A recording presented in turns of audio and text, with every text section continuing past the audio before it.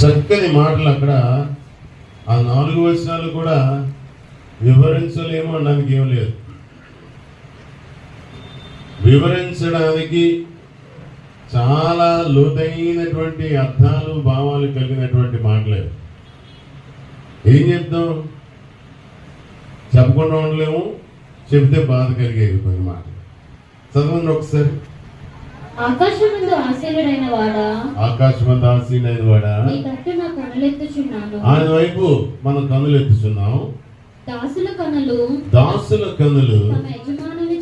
తన యజమానుని చేతి తట్టును, దాసి కనులు తన యజమానురాలి చేతి తట్టును చూచునట్లు మన దేవుడైన యెహోవా మనలను కరుణించు వరకు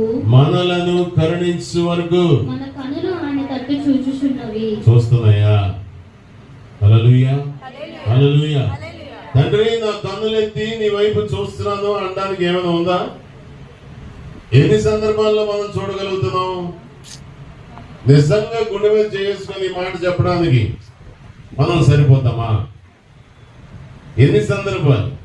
ఈరోజు పాత్రవలసలో నేను అడిగిన మాట అదే. నెలకి 8 రోజులు, 8 గంటలు, 8 పూటలు వస్తున్నాయి. పూటలు అయితే మామూలే కదా, 33. ఏమండి? రోజు 3 పూటలు, 2 పూటల, 3 పూటల. ఏం చెప్పండి? తిట్టడం కూడా అందుకే ఎలా తిడతారు? 3 పూటలే తింటున్నాం రా అంటారు. 3 పూటలు 30 రోజులు. ఎన్ని గంటలు? రోజుకి 24 గంటలు. 24 గంటల్లో మనం చేస్తున్న పని, పడుకున్నది, తినడానికి సమయం, ఇవన్నీ ప్రక్కన పెడితే ఎంత సమయం మిగులుతుంది? అసలు ఏమైనా మిగులుతుందా? కదండి. ఉదయం లేచిన దగ్గర నుంచి రాత్రి పడుకునేంత వరకు అసలు ఒక్క క్షణం కూడా తీరిక లేదండి మాకు.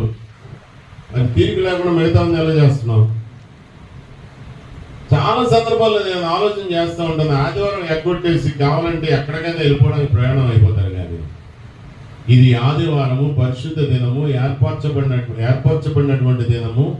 దేవునిని మహిమపరచడానికి, ఆయన కీర్తించి కొనియాడడానికి, గొప్ప చేయడానికి దేవుడు చేసినటువంటి దినాలన్నిటిలో ఈ దినము పరిశుద్ధమైనది కనుక దీన్ని నేను తప్పనిసరిగా ఆచరించాలి. భయము, భక్తి కలిగి, శ్రద్ధాశక్తులు కలిగి నేను ఆచరించాలి అన్న ఆలోచనతో చేస్తున్న వారు ఎంతమంది చేయొచ్చు? చూపించగలమా? ఆదివారం అంటే అలవాటు.